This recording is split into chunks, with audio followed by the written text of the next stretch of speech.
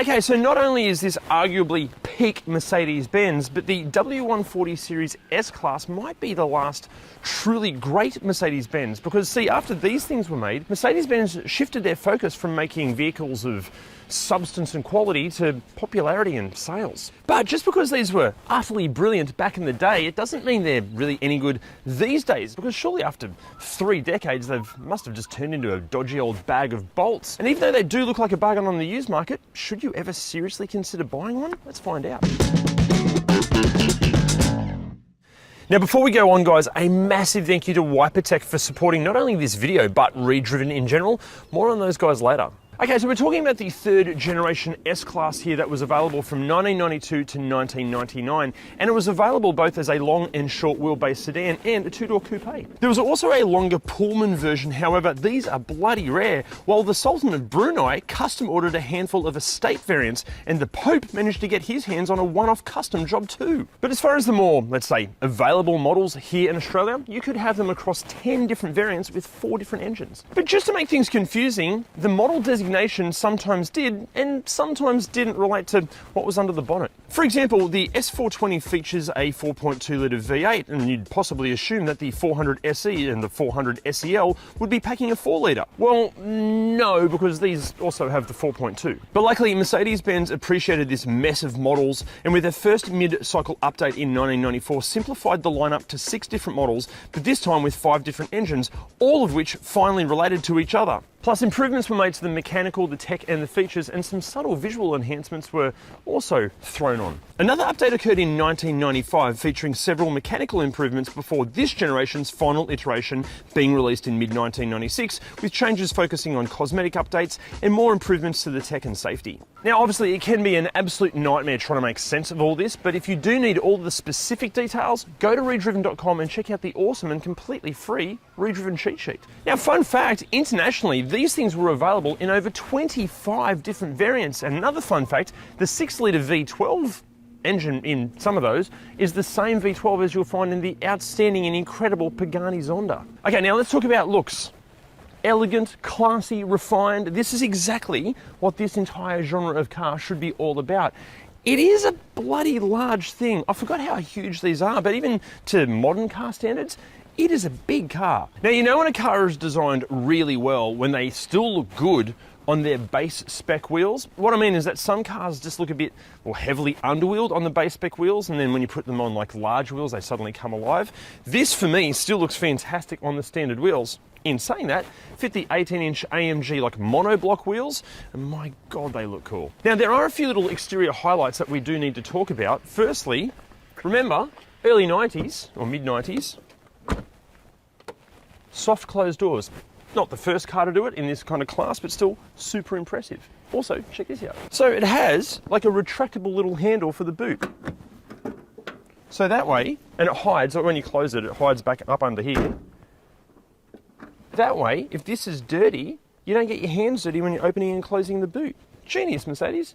Also this. Okay, this car doesn't have these, but as this image will show, some of these have wipers for the headlights. That's nearly as cool as pop-up headlights. Now, before we go on, you might see a bit of a subtle hint of something cool going on here. That's right, it's the ReDriven S-Class t-shirt, available at ReDriven.com on the merch store. If you're an S-Class fan, you need one of these.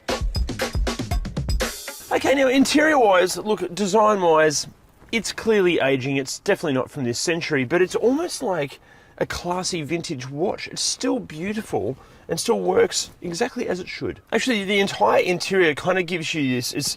It very much feels like being on an episode of The Sopranos. In fact, this timber finish is actually called Zebrano. Coincidence? I think not. Actually, just expanding on the materials, I don't think there's any plastic in here. Like, short of obviously, you know, buttons and things like that, but like the carpet comes up really high here. There's no plastic there. Everything you touch is leather. This is actual timber. That's not like a plastic. That's actually like wood veneer. Yeah, materials like, how's this? Like kind of slightly gathered leather there. It's just, oh, it's gorgeous. Actually, speaking of buttons, I think I was expecting way more buttons than this. Obviously, being a 30-year-old car, there's no touch screens or anything like that.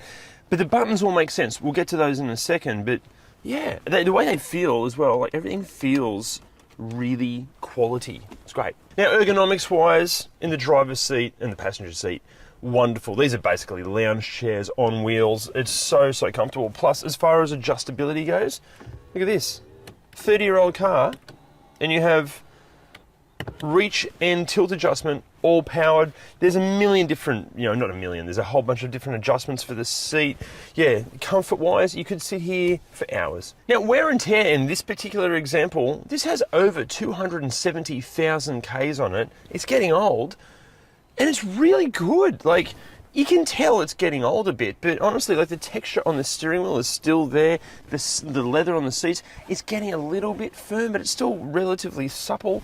Door cards feel good. I can't believe how well this is lasting after all these years and this many kilometres. This gets used all the time as well, but yeah, it's fantastic. I should mention, obviously, with the car being this old, different models will vary enormously as far as wear and tear goes.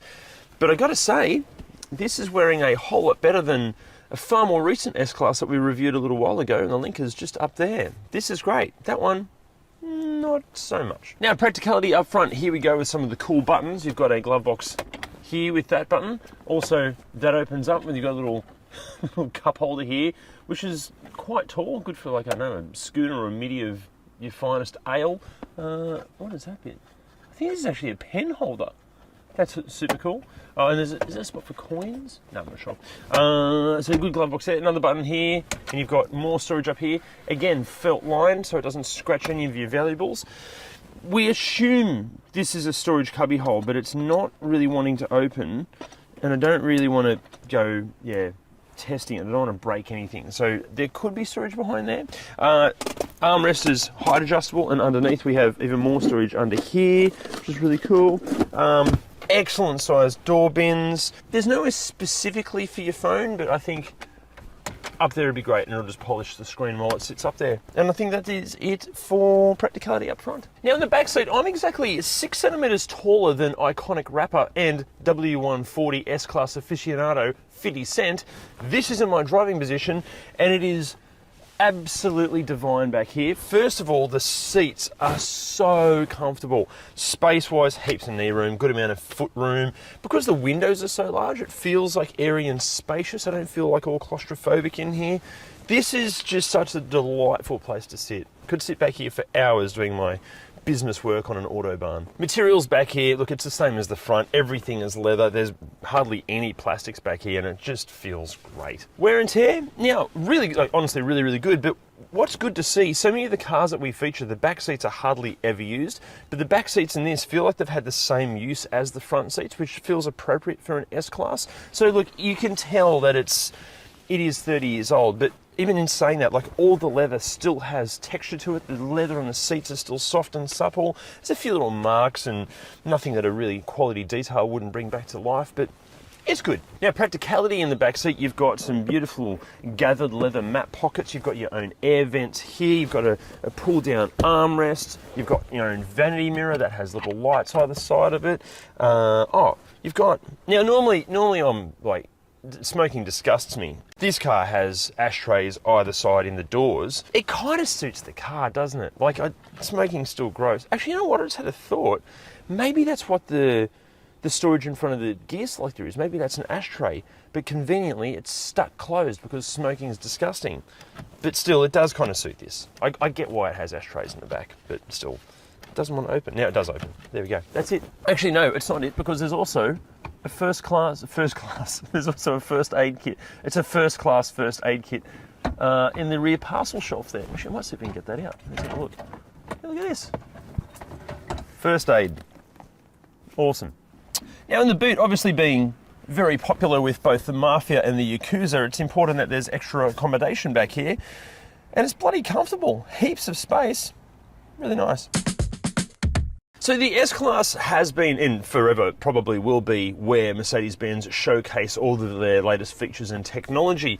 And even though this is pushing 30 years old, even what these come with as standard in the early base models, is still pretty impressive. We're talking dual zone climate control, a premium sound system, power adjustable seats. Even some of the early models have like these extendable rear parking guide rods to help you navigate its immense size when reverse parking, plus all of this and more. But spec up to like a newer and higher spec model and things get spicy. Heated front and rear seats, burl walnut interior trim, a charcoal filter for the air conditioning system, double glazed windows, an integrated cellular telephone, and all of this and more. I should mention that that integrated phone probably won't work these days. Actually, there's a few things in here that might not work these days, but we'll get to that in a second. And obviously with the age of this car, there's no kind of, Bluetooth connectivity or Apple CarPlay or Android Auto or any of that sort of stuff. Obviously you can fit Apple CarPlay and Android Auto, all that sort of thing with aftermarket gear, but guys, I've got to ask a favor here. If you're going to do that, please keep it kind of period correct. Don't go putting some cheap, dodgy system in it. Make it look classy. Keep the vibe of this thing up. Oh, also, we are talking about a premium European car here, so the list of optional extras is vast. Like the orthopedic seats that consisted of several air cushions in the seat that could be inflated to the driver's liking to find the perfect position. Now, as far as safety goes, aside from say certain altercations with tunnels in Paris, the S-Class, even to today's standards, is still kind of relatively safe. But to take you through exactly what safety features that you can expect, we're going to cut to another voiceover, but besides, say, sons of billionaires and former princesses, here's another demographic that love these things. This thing ain't playing around when it comes to safety, all right? At the very minimum, you got a driver's side airbag and ABS. Then, later on, they step up their game because passengers get their own airbag, plus traction and stability control kick in. And from 96, side airbags make an entrance. It's like having your own crew watching your back, keeping you alive while you cruise like a boss. Capiche? And guys, for all of the specific details, ReDriven.com, check out the cheat sheet. Now, you know what's really important when you're driving, and especially when it's raining? Being able to see where you're going, and that's where WiperTech comes in. WiperTech wipers are quick and easy to order, quick and easy to install, they fit perfectly, and you can save money buying them by clicking the link down there in the description. Go check out WiperTech, they're awesome. Okay, so what's it like to drive a W140 S-Class? A more accurate question should be, what's it like to pilot a W140 Series S-Class? Because this thing is a land yacht. So like the initial impression is just its sheer size, not necessarily in a negative way, until you're driving down like a tight suburban street like this and some idiot with absolutely no spatial awareness is coming the opposite way.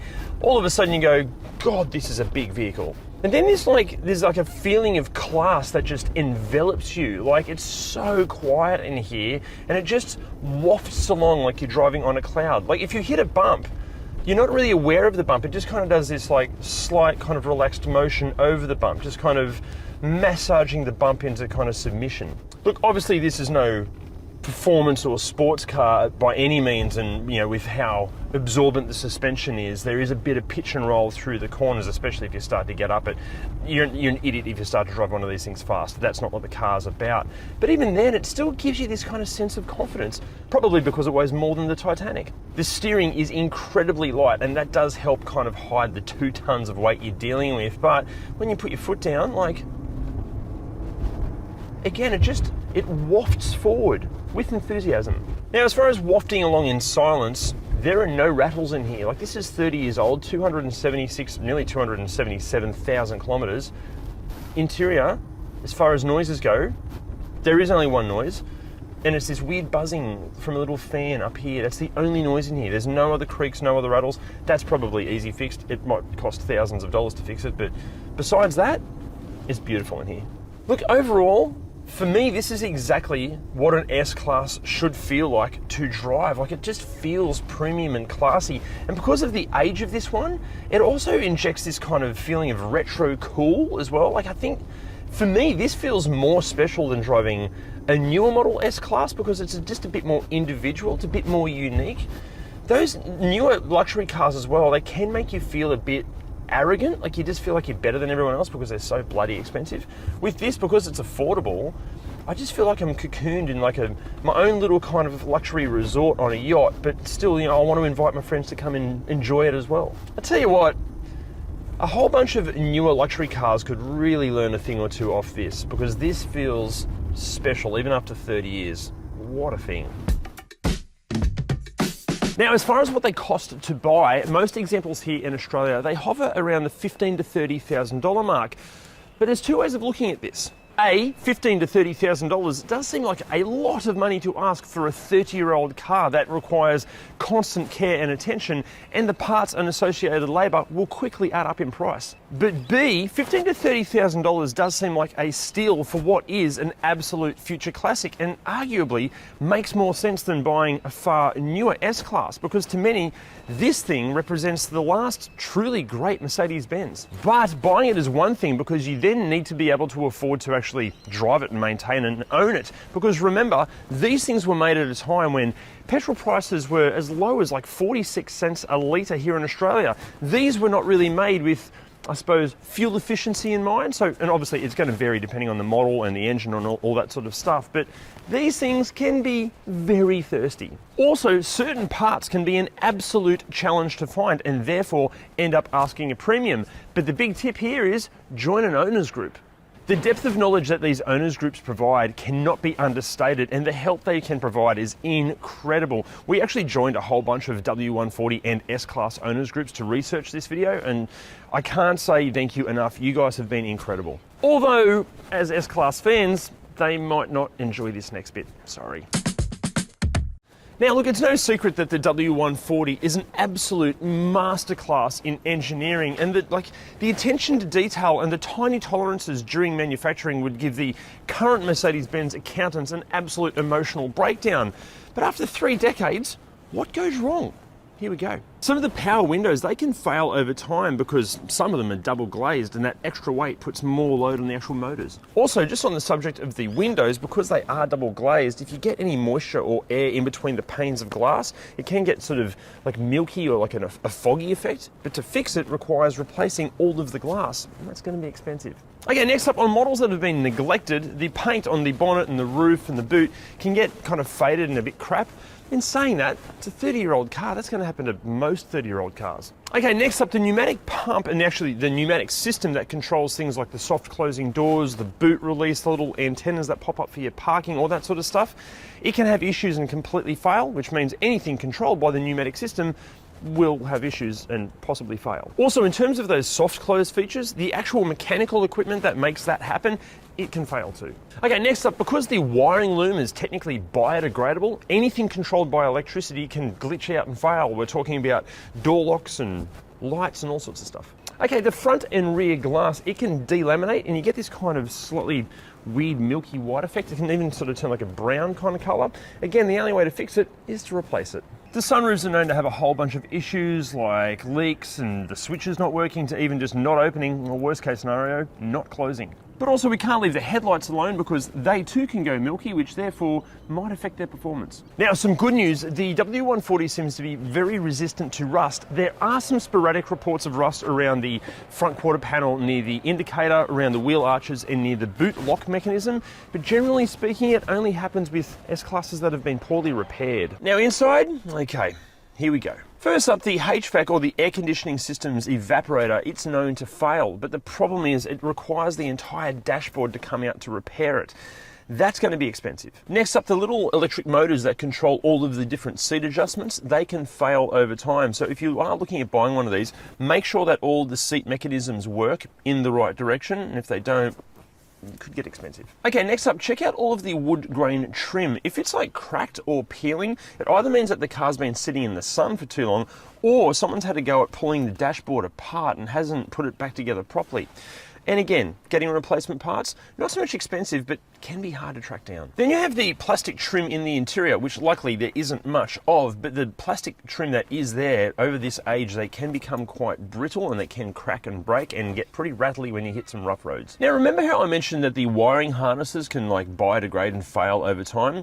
Well, unfortunately in the interior, that means that really anything powered by electricity, it can get a bit glitchy and freak out. In fact, even the gauges can give you faulty readings. That's a concern. Now, before we get into mechanically what can go wrong with the S-Class, a massive thank you to Hayden for lending us his sublime S-Class. All of those problems that we've just mentioned, none of them have happened with this particular car. And also, if you have a car that you'd like to see featured on ReDriven and you live in Sydney or Newcastle, message us below there. Also, if you've made it this far in the video, hopefully you're enjoying it. And if so, why not hit that like and subscribe button? And if you really want to support ReDriven, why not become a Patreon member? That'd be awesome. Okay, so mechanically, what can go wrong with the W140 S-Class? I'd love to tell you, but I can't because I'm not a qualified mechanic.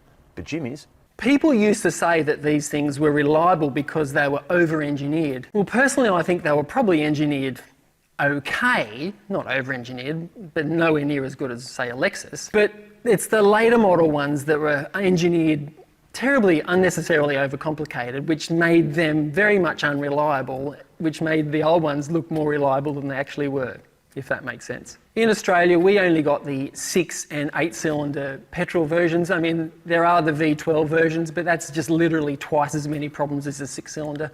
I don't know why anyone would sign up for that. So we're just going to stick to the 6 and 8 cylinder petrols today. The V8 petrol, well, mechanically speaking, they're actually pretty reliable.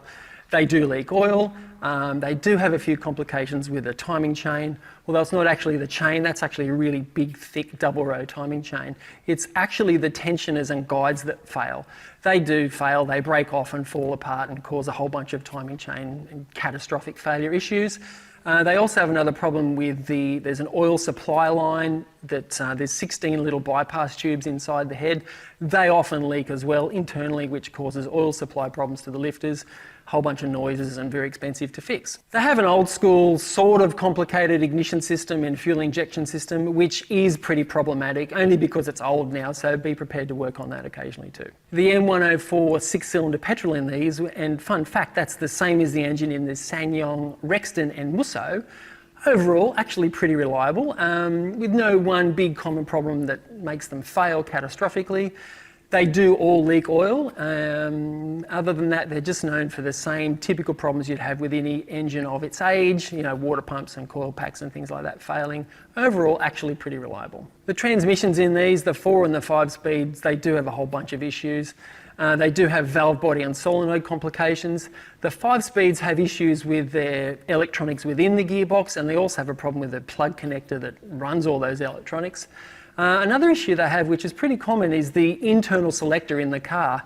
It can often be temperamental, and usually it's because someone spilt their coffee in it. So yeah, that's a pretty common problem. Look, yeah, these things are pretty old now, and you are going to have a lot of little problems with it. For example, the biodegradable insulation on the wiring harness, and all the electronics for that matter, are actually going to give you a massive headache. Look, the takeaway here is the ones remaining on the road, the survivors, they're actually probably okay cars. If you're an enthusiast that likes doing a lot of, you know, small repairs and big repairs, or if you're an enthusiast that likes paying someone to do those big and small repairs, it can be immensely rewarding. So yeah, the takeaway is, yeah, pretty good car. Okay, so should you buy one? Oh, it's super tempting, isn't it? But as many of us know, temptation can come at a cost. See, best case scenario, you have a substantial budget and spend a premium buying a mint condition and fastidiously maintained example. Look, yes, it will be incredible in so many ways. However, it is still a 30-year-old luxury car. It will require time and money to keep it at its best. But, and look, obviously this is pure speculation, you could be buying a classic at its very lowest price. But what about worst case scenario? Well, look, that means that you're on a very tight budget and therefore you're going to be looking at the lower end of the market. This equates to potentially buying just someone else's problems. And getting a W140 back to its best is not for the faint-hearted. But put in the time and the money, and again, you could be buying a classic. Look, you know what? Yes, you should buy a good example of the W140 S-Class. In fact, we'd go as far as saying you should buy one of these over really any of the more recent examples. Look, generally speaking, these are going to be possibly more reliable, they're arguably more special, and like, come on guys, objectively, this is way cooler. Just be very, very aware of what you're getting yourself into, because remember, there's nothing more expensive in the world than a cheap Mercedes-Benz. Which then brings us to the question, and you might need to watch this video up here to formulate an educated opinion. Do you buy one of these, or do you buy a Toyota Century for around about the same price? Let us know in the comments. See you next time. I should mention that integrated cellular. Okay. Aside from sons of billionaires and former princesses, we're going to take you. It just exudes premium luxury. Oh, me, man. Come on, brain. These can also go milky. The later models that were engineered unnecessarily complicated that made them unreliable, that made the early ones look reliable.